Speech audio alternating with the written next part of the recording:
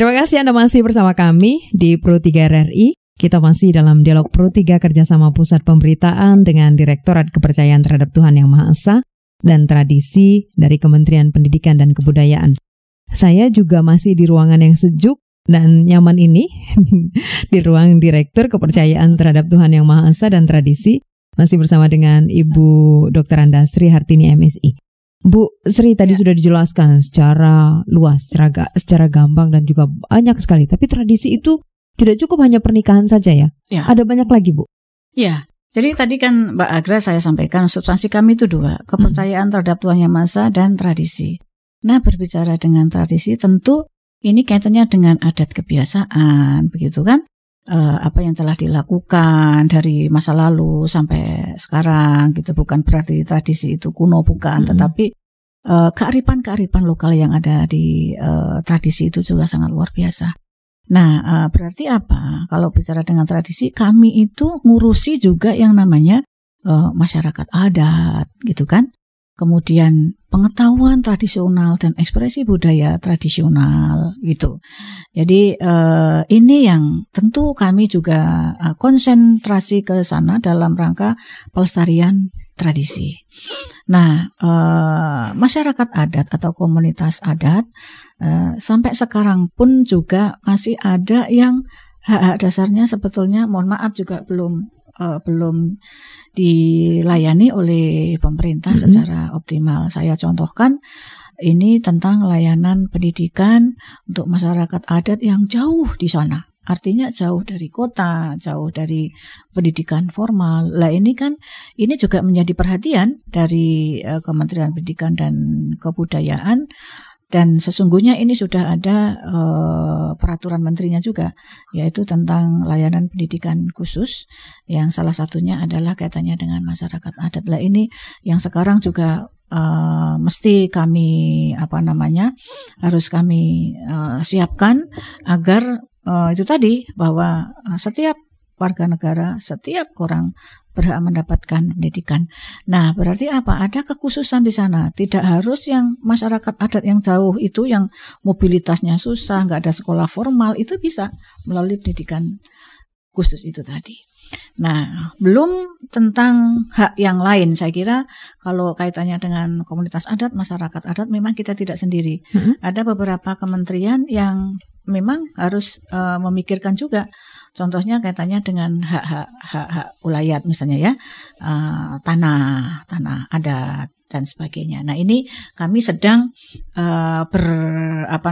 koordinasi dengan kementerian-kementerian yang lain dalam hal itu. Nah, kemudian juga kaitannya dengan pengetahuan dan ekspresi budaya tradisional. Nah, ini juga perlu menjadi perhatian bagi baik oleh pemerintah pusat, pemerintah daerah dan provinsi, bahkan juga masyarakat dan juga stakeholder. Stakeholder itu siapapun yang konsisten terhadap pelestarian tradisi. Nah, pengetahuan tradisional dan ekspresi budaya tradisional ini kaitannya dengan program kami.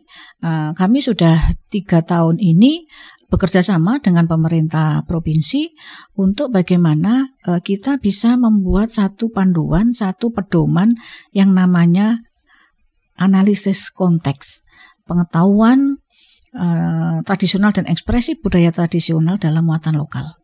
Nah, ini kami ingin bahwa karena itu tadi pengetahuan tradisional, ekspresi budaya tradisional itu sangat syarat dengan nilai, sangat syarat dengan kearifan-kearifan lokal. Pembentukan watak, pembentukan perilaku itu ada semua di situ. Karena berbicara pengetahuan dan ekspresi budaya tradisional itu kita berbicara tentang di situ komponennya itu. Ada yang namanya cerita rakyat, ya, ada dongeng, ada upacara adat, ada permainan tradisional, ada arsitektur tradisional, ada kearifan lokal dan sebagainya, pakaian tradisional, makanan tradisional. Nah, ini kami berupaya dalam rangka pelestarian itu tadi dan memberikan makna, nilai ya kepada peserta didik, anak didik. Kami melakukan kerjasama dengan provinsi. Karena apa? Nanti provinsi yang akan melanjutkan ke kabupaten kota. Karena apa? Ini akan kita masukkan ke dalam muatan lokal. Nah, sementara muatan lokal, kurikulum muatan lokal. Oke, pendidikan ini ya? Pendidikan. Karena muatan lokal itu kewenangannya adalah berada di kabupaten dan kota. Oh, kabupaten dan kota. Nah, oleh karena itu kami caranya adalah itu tadi menyusun buku yang melibatkan para cendekiawan daerah, budayawan daerah, tokoh adat, tokoh masyarakat daerah, guru, MGEP dan sebagainya, dinas gitu ya. Tapi kan berbeda-beda setiap daerah. Beda, pasti beda. Makanya kita serahkan ke kabupaten kota. Tetapi kita menyiapkan yang namanya buku pedoman itu, buku babonnya. Nanti akan diterjemahkan ke kabupaten kota itu ya seperti ini. Jadi tidak sama. Nah, tidak semua 14 item itu juga akan diangkat di dalam muatan lokal. Terserah apa yang dibutuhkan, yang mendesak disampaikan daerah, kepada anak didik. Gitu. Begitu Mbak Agra. Jadi kami ingin, apalagi sekarang ini kan penguatan pendidikan karakter kan menjadi penting sekali oleh Pak Menteri, bahwa ini semua harus lewat. Dan area-area itu sebetulnya tidak hanya di pendidikan menurut saya. Area-area untuk menanamkan nilai-nilai kearifan lokal ya, itu tidak hanya di sekolah. Areanya juga di keluarga, di masyarakat gitu. Jadi apa yang sekarang sudah disiapkan untuk kerana pendidikan, Bu? Nah, benar kami sudah menyiapkan beberapa provinsi. Pertama kali itu Provinsi Jawa Timur tahun 2013. 13.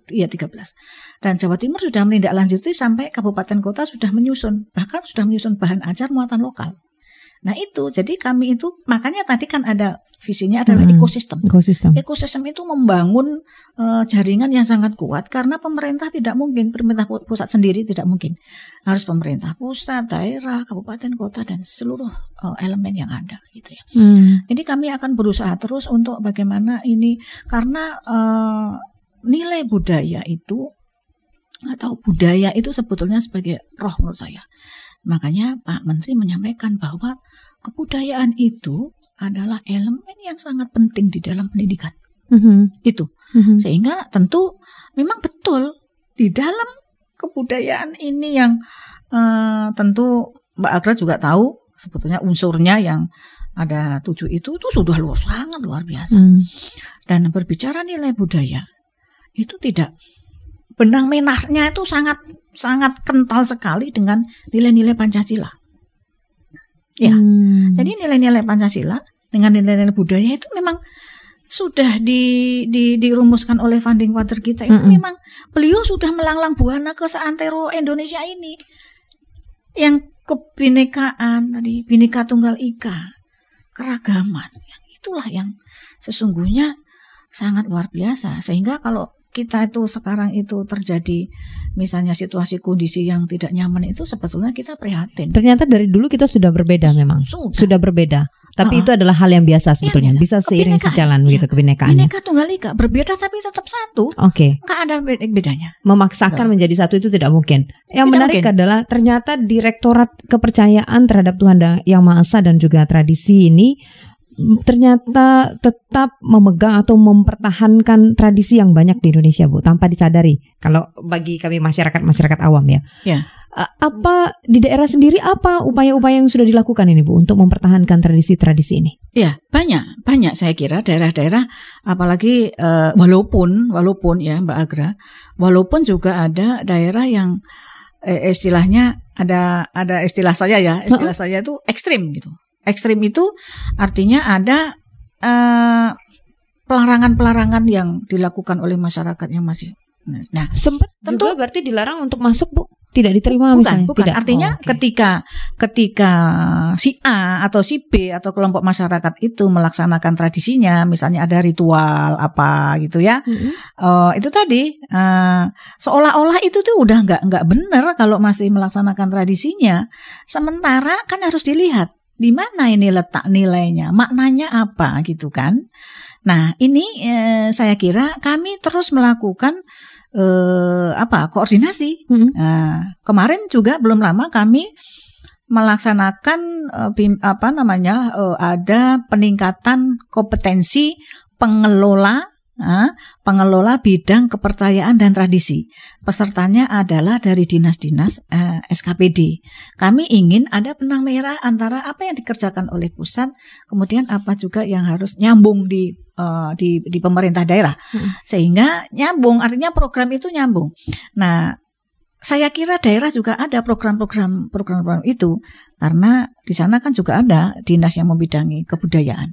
Gitu. Apa target ke depannya, Bu? Karena sesuai dengan nawacita Presiden, kita ingin tahu juga progresnya sejauh ini bagaimana dan ke depannya apa ini? Ya, tentu yang kita harapkan adalah utamanya pemerintah daerah itu yang pertama pelayanan kepada penghayat kepercayaan terhadap Yang Maha Esa dan masyarakat tradisi itu juga hadir secara optimal. Tidak ada pembedaan antara masyarakat biasa atau masyarakat di luar masyarakat kepercayaan atau tradisi, itu tidak boleh ada pembedaan. Jadi intoleransi juga harus dihilangkan. Itu diskriminasi apalagi kan nggak boleh. Nawacita pun juga ada bahwa tidak boleh satu orang pun di negeri ini masih terdiskriminasi. Ada lagi intoleransi. Nah, ini yang kita mesti sama-sama merumuskan ini bagaimana sehingga apa? Bangsa Indonesia itu tidak terus saja terbelenggu oleh ini begini gitu. Nah, ini mesti harus dibangun. Itu tadi landasannya adalah Bhinneka Tunggal Ika. Ya. Jadi bagaimana progresnya sejauh ini, apa yang disiapkan? Progresnya kami di dunia pendidikan tadi membuat kurikulum, masuk dalam muatan lokal. Nah, untuk penghayat kepercayaan tentu yang pertama dari faktor internal dan eksternal. Dari faktor internal bahwa penghayat kepercayaan itu juga harus bisa mengisi, harus bisa menggiatkan kemampuan-kemampuan, potensi-potensinya sebagai seorang penghayat kepercayaan terhadap Yang Maha Esa, bahwa harus ada kesadaran dia punya hak dan kewajiban yang sama di negeri ini. Sehingga sudah tidak boleh lagi tertutup-tutup lagi. Artinya harus terbuka bahwa kalau dia penghayat ya sampaikan saja, nggak apa-apa. Karena kita ini kan juga pembelajaran, artinya masyarakat juga biar tahu keanekaragaman itu tadi. Jadi sama-sama ya, biar kita juga sebagai masyarakat yang bukan dari penghayat bisa menerima mereka, mereka juga harus terbuka begitu. Iya, sama-sama. Nggak bisa mengandalkan masyarakat, nggak bisa. Tapi kita sendiri juga harus berbuat apa? Apa yang bisa disumbangkan? Apa yang bisa dirasakan oleh masyarakat, bahkan bangsa dan negara? Targetnya apa, Bu? Ada target khusus tidak sebetulnya apa yang ingin dicapai? Target khusus saya kira enggak ya. Kita kan pelestarian ya. Pelestarian ya artinya bisa ada perlindungannya, ada pengembangan dan ada pemanfaatannya gitu ya. Perlindungannya bagaimana? Perlindungannya agar misalnya tradisi itu ya yang tetap tradisi tidak punah. Artinya tradisi memang yang masih dijaga, masih dilestarikan oleh masyarakatnya. Tapi kalau tradisi yang mungkin tidak sesuai dengan zamannya sekarang ini, kemudian merugikan, kan ada yang merugikan, Mbak. Misalnya upacara itu harus memotong kerbau 7 misalnya, ya kan? Aduh, lah ini bagaimana? Sementara anak-anaknya harus sekolah. Kok ini dikalahkan dengan yang upacara harus menyiapkan sekian kerbau. Nah ini juga bisa ada solusinya? Ada. Okay. Solusinya adalah bagaimana pemerintah daerah ya bisa saja melalui perda. Tapi ada musyawarah kesepakatan semua pelaku-pelaku tradisi itu, pelaku-pelaku budaya. Lembaga ini gitu ternyata penting sekali ya, Bu. Penting sebagai juga mediasi. Membuat yang sulit jadi lebih mudah dan juga memberikan hak-hak bagi mereka yang merasa minoritas. Tapi role modelnya ada daerah, Bu, yang jadi role model bagaimana dari kepercayaan dan juga tradisi ini bisa seiring sejalan. Ya, role modelnya saya kira kalau dari penghayat kepercayaan kan perilakunya ya. Perilakunya itu bisa ditiru, sangat luar biasa. Anggah ungguhnya masih ada, tata krama. Bagaimana kita berhadapan, ketemu kita bagaimana salaman, itu kelihatan sekali. Daerah mana itu, Bu? Hampir organisasi yang ada di daerah manapun, di daerah manapun. Kemudian yang masih mempertahankan tradisi, saya kira juga nguri-uri tradisi itu nggak ada jeleknya kok. pasti berkaitan dengan nilai. Pasti, nggak mungkin nggak. Tidak ada hal yang itu kalau masih melaksanakan tradisi itu kayak musyrik, itu enggak juga. Menyembah berhala enggak juga. Enggak. Dari direktorat sendiri ada mencontohkan daerah untuk ya, jadi kemarin role baru model? saja ya. Dimana Kemarin itu? baru saja ada namanya ritual tok. Ya, ritual tok. Jadi upacara ritual tentang penjagaan pusat air. Nah, itu di Kabupaten Purbalingga. Luar biasa itu. Itu kalau disiarkan, tapi disiarkan kemarin oleh TVRI juga. Terus kemudian saya menghadiri namanya upacara ritual tumbuk tembakau di daerah lereng gunung antara Gunung Merapi Merbabu. Jadi luar biasa. Di situ terjadi gotong royong yang sangat luar biasa. Tidak ada yang membiayai. Itu masyarakat semua. Kan itu ritual itu kan pakai sarana-sarana, ya. Ada bawa ingkung, tumpeng dan sebagainya. Semua bawa sendiri-sendiri, tidak ada yang memaksa. Ribuan orang hadir di situ.